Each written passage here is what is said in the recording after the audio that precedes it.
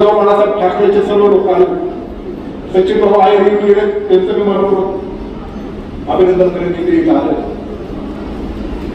जुन्नर नगरपालिकेची निवडणूक झाली. राष्ट्रवादी काँग्रेस पक्षाचे 7 नगरसेवक असताना शिवसेना उद्धव बाळासाहेब ठाकरेचा उपनगराध्यक्ष आम्ही केलं. का तर तो चांगला बोलला, चांगलं काम करणार.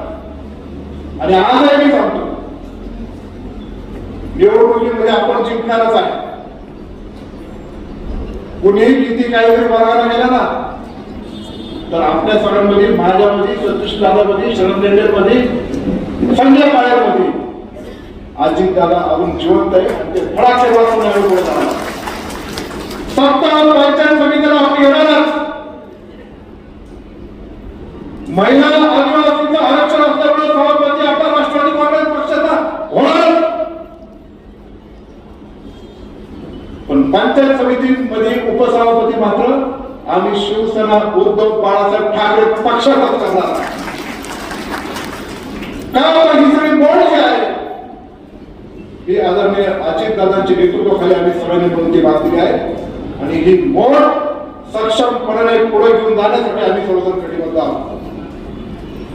पुन्हा तुम्ही सर्वजण इथं आहात, हे अजित दादा आमच्यावर प्रेम करणारे सगळे मंडळ आहेत. पण हा सांगावा तुम्ही प्रत्येक व्यक्ती गावागावामध्ये घेऊन जावा. खरंच तरच आपण दादाला पुढे घेतात. बाकीचे कसे मला म्हणतात, काय करतात, मला त्याच्या फळत जायचं पण चांगल्या मार्गाने आपण पुढे जातो. या पवित्र भूमीमध्ये श्री शतकोत्तर तुकाराम महाराजांच्या वैकुंठ गमन सोहळा आपण इथं पार पाडतो.